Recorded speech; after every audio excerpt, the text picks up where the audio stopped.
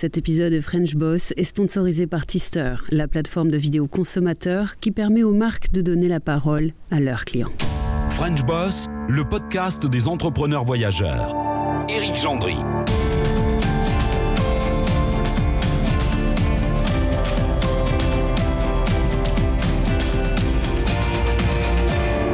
Salut à tous, technologie, business et aviation, trois mots qui a priori n'ont pas forcément un lien étroit entre eux, si ce n'est que ce sont ces trois mots qui dépeignent, à notre avis, on va lui demander son avis à lui, qui dépeignent à mon avis le mieux la vie professionnelle, mais la vie tout court de celui qui est notre invité aujourd'hui dans French Boss.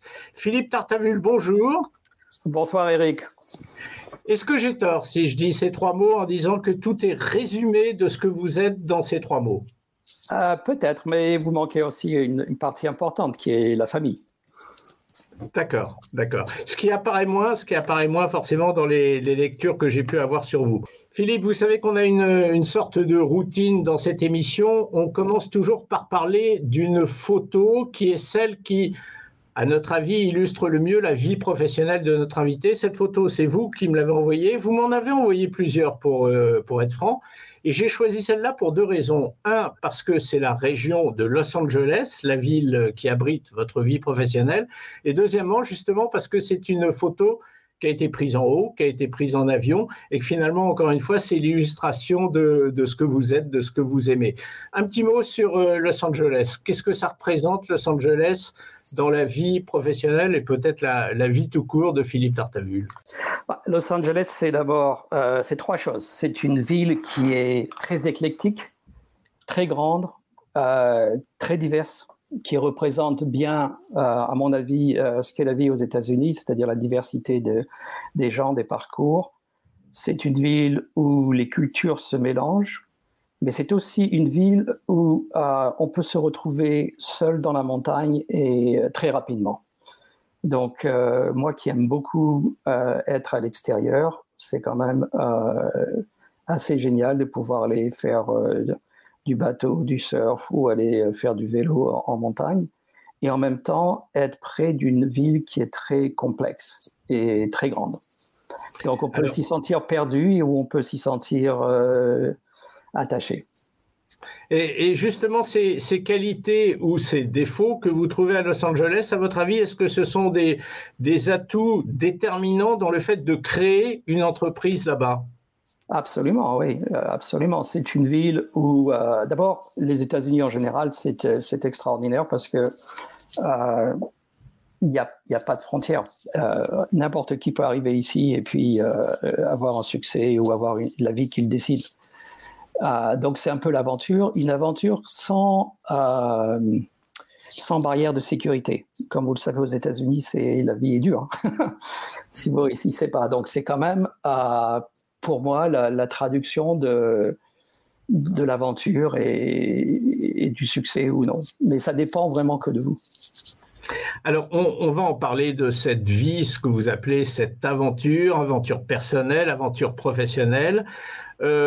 Il y a des paradoxes, enfin ce que je trouve moi être des paradoxes dans la lecture de votre CV, on en parlera tout à l'heure, mais votre histoire professionnelle avant de devenir entrepreneur, puisque vous savez que c'est une émission dans laquelle nous nous adressons à des entrepreneurs français à l'étranger, le reste de votre vie professionnelle avant d'être entrepreneur, et peut-être que d'une certaine manière ça va expliquer pourquoi vous êtes devenu entrepreneur, Philippe. Alors, ma vie professionnelle, elle a commencé comme tout le monde, mais avec une forte volonté de ma part d'aller vivre à Los Angeles ou en tous les cas en Californie. Et j'ai suivi un parcours un peu commun, c'est-à-dire j'ai commencé à travailler pour des grandes sociétés comme Thales. Ensuite, j'ai eu la chance de rencontrer un très grand entrepreneur français qui s'appelle Jean-Pierre Savard, qui a créé une société qui s'appelle Ouverture, avec lequel que nous avons mis en bourse. Et après, j'ai décidé de devenir CEO d'une boîte publique. Et donc, c'est là où j'ai pris la direction d'Hypercom, qui était un concurrent de Ingenico et Verifone. Donc, ça m'a beaucoup appris, transformation de société, transformation de... enfin, c'était un gros succès. On a finalement vendu cette société à Verifone parce qu'on les embêtait beaucoup. Et Ensuite, j'ai continué cette vie qui est pas vraiment d'entrepreneur, mais qui demande beaucoup de, je dirais pas de courage, mais qui a beaucoup d'incertitudes. Donc, la dernière étape que j'ai faite, c'est vraiment une étape d'une société publique dans les grosses infrastructures de télécom qui méritait une transformation qui était assez forte et qu'on a bien effectuée. Donc, ça a toujours été pour moi des sociétés globales. Donc, je me sens bien un petit peu partout dans le monde. Je n'ai pas particulièrement d'attachement à un pays. Ce que j'ai trouvé, c'est que dans ma vie professionnelle, c'est que les gens partout dans le monde, que ce soit en Asie, aux US, en Middle East, tout le monde veut la même chose, c'est-à-dire veulent avoir une vie familiale, veulent avoir un succès. Donc, c'est vraiment une frontière commune à tout le monde. Il n'y a pas de différence pour moi entre aller travailler en Asie ou travailler aux US ou travailler en Europe. Voilà. Alors, à la suite de ça, cette vie professionnelle m'a amené à réfléchir et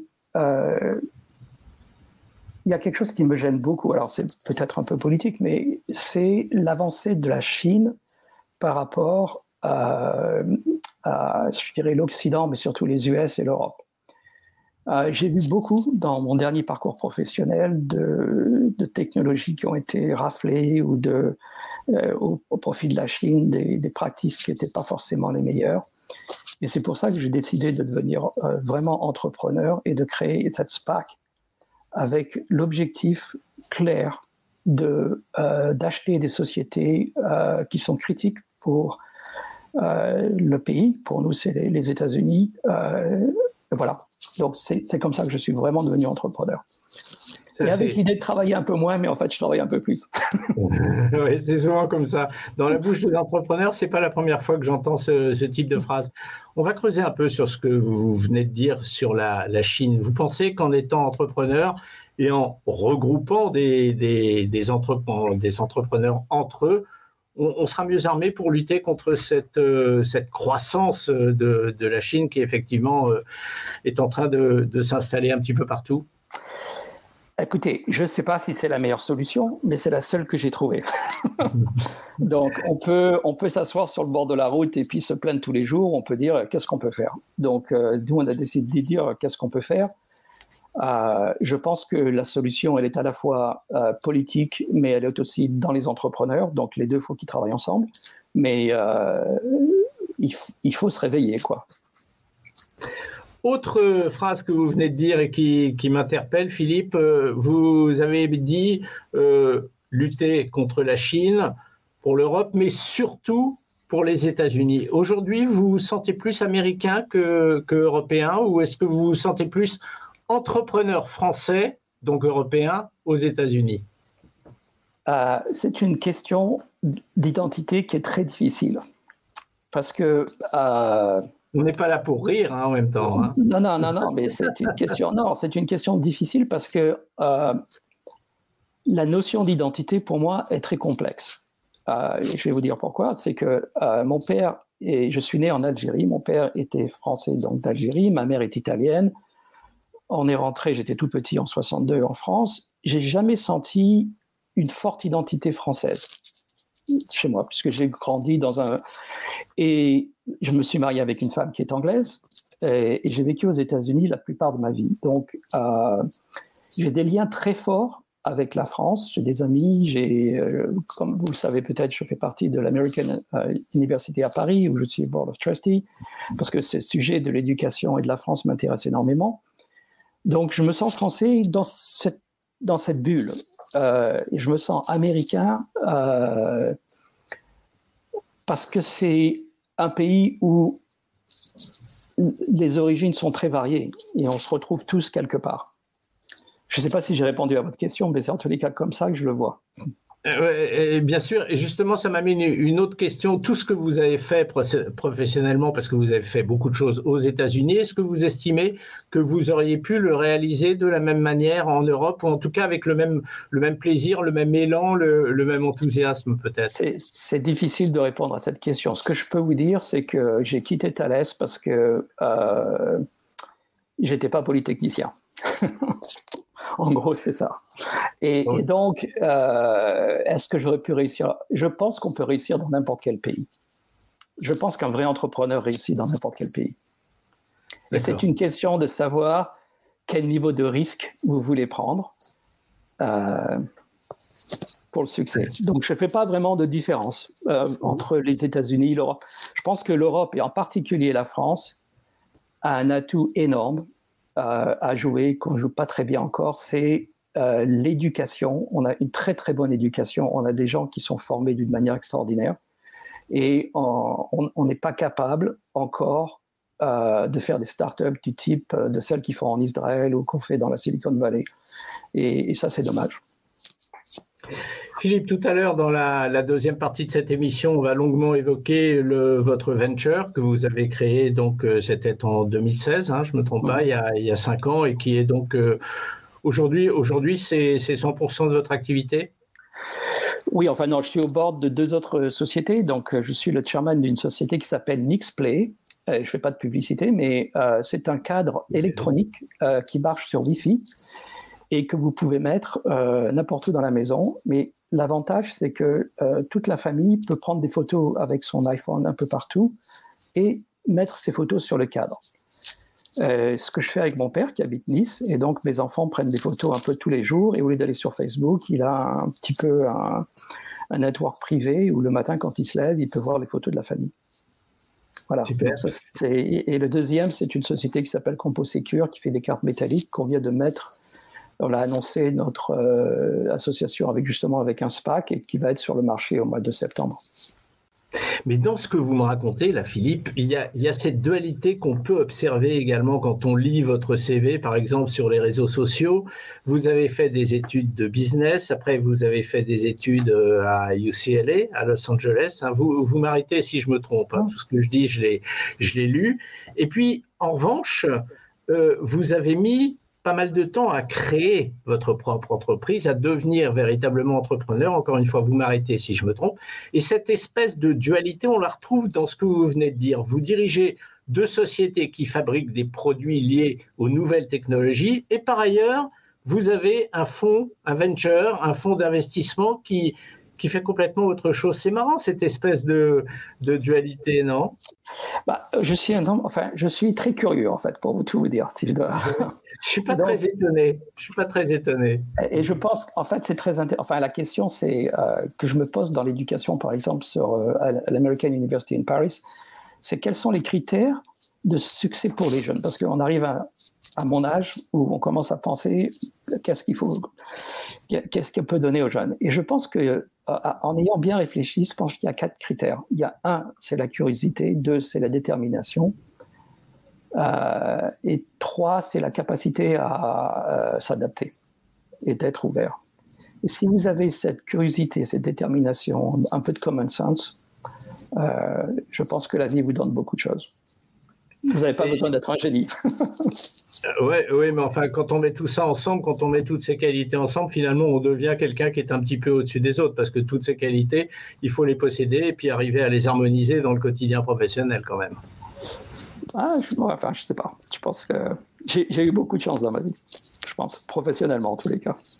C'est marrant quand on parle avec ces entrepreneurs français à l'étranger qui ont réussi, ils se disent souvent j'ai eu beaucoup de chance. Ça doit être un mal français de considérer, ou du moins de dire que l'on considère que c'est la chance qui a tout fait. Non, c'est pas la chance, mais je pense que vous pouvez être dans la même situation avec le même travail et puis l'outcome, la sortie peut être différente. Donc, il faut pas non plus exclure la chance. Philippe, c'est intéressant parce qu'au travers de cette première partie, vous savez qu'on divise l'émission en 2 parties, vous savez ou vous ne savez pas d'ailleurs. Au travers de cette première partie, on a compris pas mal de choses sur l'homme, et dans la deuxième partie, on va essayer de comprendre pas mal de choses sur l'entrepreneur. On va rentrer dans des domaines plus financiers, on va parler plus d'argent, même si j'imagine qu'aujourd'hui, mais je peux me tromper, vous me le direz tout à l'heure, l'argent n'est pas forcément votre première motivation. Auparavant, donc, on va faire, comme on le fait chaque semaine, une petite pause pour poursuivre notre introspection au sein de la société Tister, qui est notre partenaire. C'est donc la suite de notre dialogue avec un des membres de l'équipe dirigeante. Il y en a pour 1 minute 30 et on se retrouve tout de suite après, Philippe. À tout de suite. Merci Eric, à tout à l'heure. L'instant Tister, comme dans chaque émission ces derniers temps, en compagnie de Christophe Pitcher, directeur du marketing de Tister. Bonjour Christophe. On va jeter un petit coup d'œil aujourd'hui sur vos résultats. Oui, alors nos résultats concrètement aujourd'hui pour les e-commerçants avec lesquels on travaille, on regarde notamment l'impact sur le taux de conversion, sur les fiches produits qui sont équipées de vidéos versus celles qui n'en ont pas. Donc l'an dernier, on observait en moyenne plus 68% d'impact d'amélioration du taux de conversion chez nos clients. Et on a aussi d'autres impacts, notamment en termes de visibilité, évidemment, puisqu'on fait du contenu et de la vidéo. Donc certains de nos clients génèrent des centaines de milliers de vues en diffusant ces vidéos sur leur chaîne YouTube. Et en fait, ce type de performance permet aussi de remonter dans les moteurs de recherche sur des requêtes qui sont associées aux produits qui sont présentés dans les vidéos. Donc c'est un peu un cercle vertueux entre les vues générées sur YouTube et le SEO naturel des vidéos qui remontent à la fois sur YouTube mais aussi sur Google. C'est passionnant de discuter avec vous, Christophe, et on ne va pas se gêner pour continuer de le faire dans les numéros de French Boss à venir. Merci d'avoir été avec nous encore une fois aujourd'hui. Merci, Christophe. Merci, à bientôt. Philippe Tartavul est avec nous depuis Los Angeles.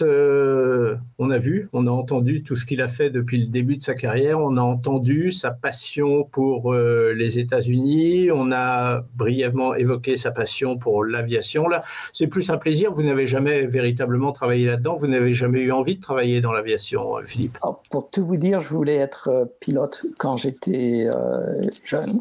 Donc, j'ai eu encore beaucoup de chance puisqu'à l'époque, j'étais en France et la France nous proposait des stages pour les jeunes. Vous passiez des examens. À 16 ans, j'ai pu faire du planeur. Et malheureusement, quand je suis rentré en prépa pour préparer les écoles, j'ai appris que j'étais un petit peu daltonien, ce qui me fait rejeter de l'école de l'air et évidemment de l'ENAC. Donc voilà. Mais finalement, j'ai eu mon propre avion donc plus tard. Oui, la vie, elle vous donne toujours quelque chose quelque part.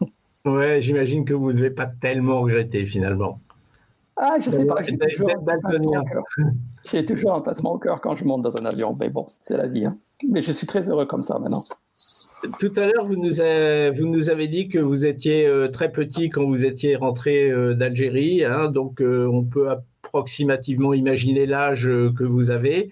Moi, je suis surpris par, vous n'êtes pas le premier que je rencontre dans ces conditions, par le fait qu'un homme de votre âge puisse être aussi attiré par les nouvelles technologies dans la mesure où elles sont arrivées tard dans votre vie professionnelle. Vous n'avez pas démarré votre carrière professionnelle avec les nouvelles technologies et pourtant, c'est une grande partie de votre quotidien aujourd'hui. Oui, mais la vie de tous les jours, enfin, d'abord, toutes les sociétés sur lesquelles j'ai managé, c'était des sociétés de technologie. Donc, forcément, la technologie dans ces sociétés évolue, autrement, les sociétés meurent. Et donc, j'ai toujours été en contact constant avec ces technologies. Et la deuxième partie, c'est que, comme on l'a dit, je suis très curieux de comprendre comment ça marche. J'ai eu des enfants qui ont maintenant 29 ans. J'ai remarqué cette croissance et je passe énormément de temps avec les jeunes et regarder toutes ces nouvelles technologies en particulier. Et de plus en plus, quand on devient un peu plus âgé, on pense plus au côté éthique peut-être de ce que ça peut faire que juste au côté succès de la société, par exemple. Donc oui, je suis complètement là-dedans. Mais je pense que je ne serais pas un bon CEO d'une société de technologie aujourd'hui parce qu'il faut travailler 360 heures par jour et c'est vraiment plus quelque chose que j'ai envie de faire. Donc il faut des jeunes pour ça. Alors justement, on en arrive à ce qui est aujourd'hui donc une grande partie de votre activité, ce venture capital que vous avez monté en 2016. Est-ce que vous pouvez me raconter ce que c'est ? Ce que ça a pour but de faire, même si je le sais, je préfère que ce soit vous qui le racontiez. Et puis surtout, la phase de mise au monde de ça en 2016. Donc, il y a 5 ans seulement, vous étiez déjà très, très, très installé dans la vie professionnelle. Est-ce que la mise au monde, elle vous a appris quelque chose de nouveau? Racontez-moi un petit peu la gestation. Alors, en fait, je fais partie d'une association qui s'appelle le YPO, Young President Organization, sur lesquels on a des forums. Dans mon forum, j'ai mon partenaire qui s'appelle Craig Klein. Et depuis longtemps, on voulait créer quelque chose ensemble, mais moi, j'avais ces jobs de CEO, donc je ne pouvais pas le faire. Lui, il avait autre chose. Et finalement, en 2016, j'ai décidé de ne plus être CEO d'une société pour plusieurs raisons. En particulier, il y a eu le décès de ma mère qui m'a beaucoup marqué et qui m'a fait rappeler qu'on n'avait pas une vie infinie et que de temps en temps, ce serait bien de se poser un peu. Et donc, en 2017, je me suis dégagé de tout engagement professionnel en termes d'exécutif et on a décidé de créer cette société qui était d'abord, on a acheté quelques petites sociétés, quand je dis petites, entre 10 et 30 millions de dollars. Mais après, on s'est vite aperçu que si on voulait vraiment être percutant sur le marché, il nous faudrait faire un fonds. Et faire un fonds, ça veut dire aussi répondre à des actionnaires tous les jours. Ce que je n'avais pas forcément envie de faire. Et donc, on a décidé de pivoter, c'est ce qu'on a fait cette année, sur un SPAC qui avait vraiment ce but essentiel d'aider les sociétés qui sont, comme je l'ai dit auparavant, critiques pour notre sécurité nationale à être en bourse et avoir accès au capital financier dont elles ont besoin pour grossir. Et donc, on a créé cette société, on a rajouté un partenaire qui s'appelle Angela Plattis, qui est une femme extraordinaire qui sera présidente de cette SPAC, qui est très très forte dans le M&A. Et voilà. Et donc, on lance ce SPAC. On a trouvé des anchors qui sont des gens qui vont nous aider à attirer les actionnaires. Et on pense qu'on sera sur le marché au mois de septembre. Quid des levées de capitaux que vous avez dû faire? On n'en a pas eu énormément à diversifier, donc ce n'est pas vraiment un problème. Par contre, aujourd'hui, effectivement, on est engagé avec des grands noms dans l'industrie comme Apollo, comme des grandes private equity sur notre SPAC. Donc ça, c'est quelque chose qu'on va faire très sérieusement encore.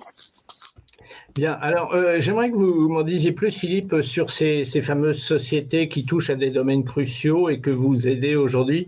Est-ce que vous avez des noms? Est-ce que c'est secret? Je préfère pas trop en parler, mais je peux vous donner la nature de ces exemples. Par exemple, quels sont les domaines qui nous intéressent? C'est tout ce qui touche au supply chain critique. Donc, par exemple, ça peut commencer depuis les matériaux eux-mêmes pour pouvoir faire les semi-conducteurs ou pour pouvoir faire les moteurs électriques ou pour pouvoir faire... Donc, on a des discussions avec ces sociétés-là.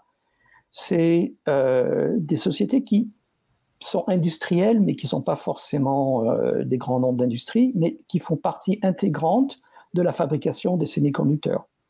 Et ce qu'on ne sait pas, c'est que vous pouvez avoir des sociétés qui sont petites, de l'ordre de 30 millions de dollars par rapport aux monstres que sont les grosses sociétés, mais si elles disparaissent ou si elles sont acquises par des capitaux étrangers, elles peuvent bloquer le process de la fabrication des semi-conducteurs. Donc on regarde ces choses-là.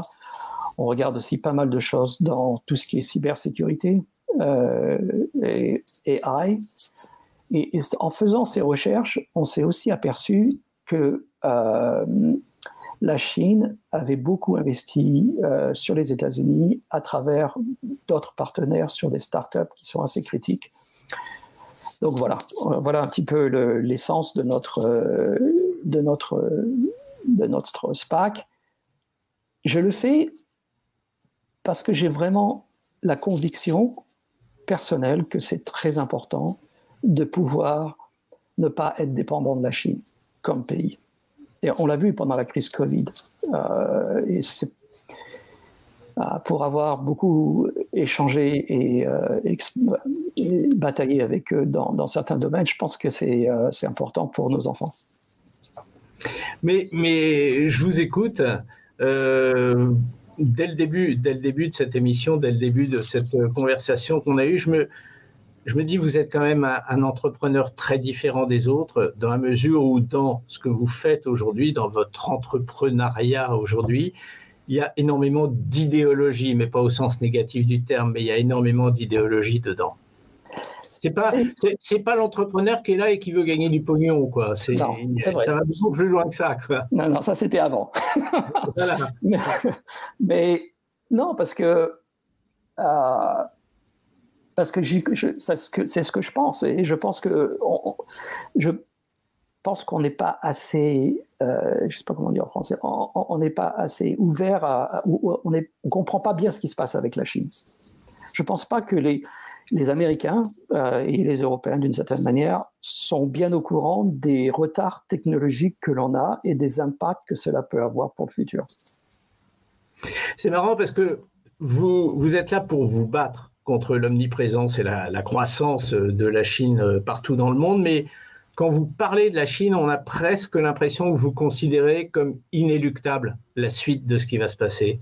Ah non, je pense pas ça. Non, je pense pas ça mais je pense qu'il faut résister, et je pense que la Chine va avoir d'autres problèmes internes. Et chaque pays, bien évidemment, a ses propres problèmes, mais non, je pense pas que c'est inéluctable.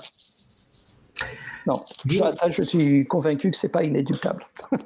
et je pense que attendez, pour finir, je pense que ce qui est extraordinaire aux États-Unis, c'est la capacité de ce pays à rebondir. Des fois très en retard, donc que ce soit pendant les guerres, ils réagissent un peu en retard, mais quand ils réagissent, ça marche. Ouais.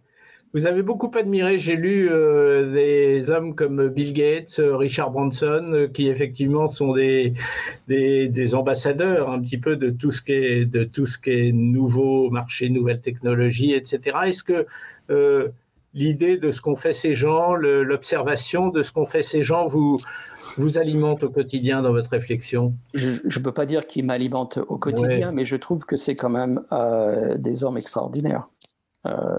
Pouvoir faire ce qu'ils ont fait, et surtout la capacité, par exemple, de Bill Gates aujourd'hui si vous lisez ce qu'il fait, la manière dont il l'utilise, la fortune qu'il a accumulée pour le bien, je pense que c'est assez extraordinaire. Il va laisser une legacy que peu d'hommes auront laissé sur la Terre. C'est marrant parce qu'on en revient toujours à ça avec vous. Hein. C'est vraiment quelque chose qui est fondamental en vous. C'est cette notion d'aimer les gens, quoi, cette notion d'empathie vis-à-vis des autres et d'aider les autres. Mais néanmoins, vous êtes entrepreneur. Tout à l'heure, vous m'avez dit gagner du pognon, c'était avant. Aujourd'hui, quand même, vous avez des critères financiers. Est-ce que vous pourriez, en quelques chiffres, nous situer un petit peu l'importance de votre venture?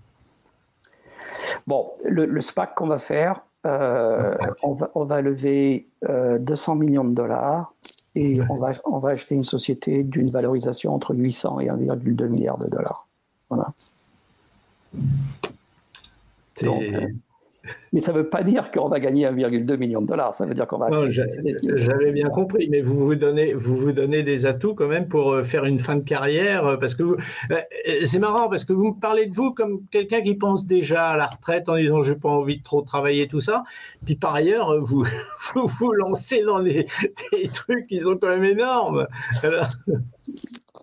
On verra où ça nous mène. Mais non, j'ai une vie qui est qui est beaucoup plus équilibrée que je l'avais avant. C'est vrai. Le fait que vous savez, quand vous managez une boîte publique quand même qui est globale, vous avez les voyages tous les jours partout dans le monde, vous avez les actionnaires, les employés. Enfin, c'est une vie qui commence, qui s'arrête jamais avec les fuseaux horaires. Alors que là, c'est une vie qui est plutôt passer du temps à bien réfléchir sur certains dossiers, de se concentrer, mais qui après nous laisse un peu plus de liberté quand même.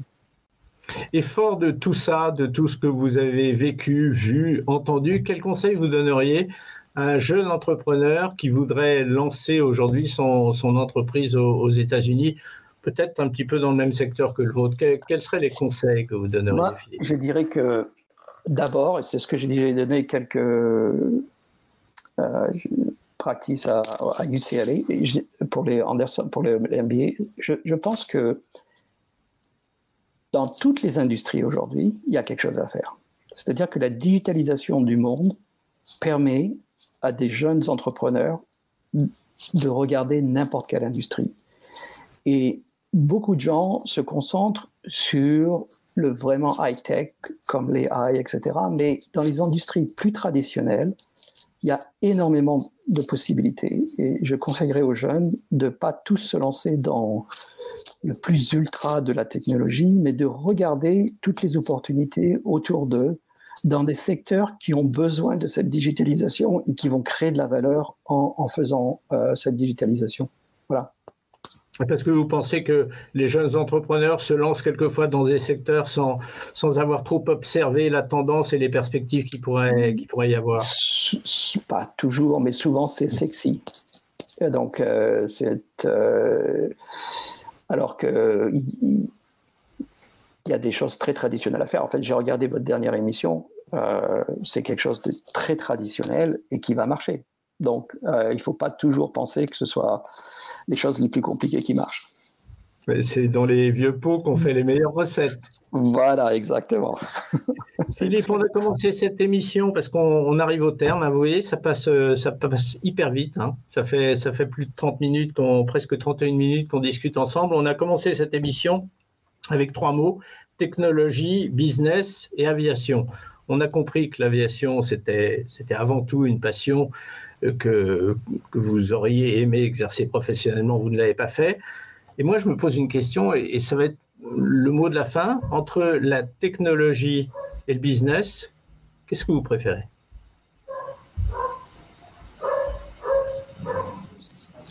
Difficile à répondre, Eric, parce que la technologie, c'est du business. C'est vrai. On ne peut pas faire que de la technologie. Il faut qu'il y ait une application quelque part. Donc, forcément, qu'il y ait un marché, qu'il y ait quelque chose. Est-ce que vous seriez devenu entrepreneur en créant votre entreprise dans un autre domaine que les nouvelles technologies? Non, ça, c'est pas concevable. C'était vraiment ça qui vous a amené Avec mon expérience aujourd'hui, oui. Mais quand j'étais plus jeune, non, c'est pour ça que j'ai dit ce que j'ai dit. Philippe Tartavul était avec nous depuis Los Angeles avec un regard qui est le regard de l'expérience sur un métier qui est un métier que beaucoup de jeunes rêvent d'embrasser, le métier d'entrepreneur. C'était très intéressant cette conversation qu'on a eue avec vous, Philippe. Merci beaucoup d'avoir été avec nous. Pas de problème. Merci beaucoup, Eric. J'ai passé un très bon moment. À bientôt. À bientôt. Au revoir.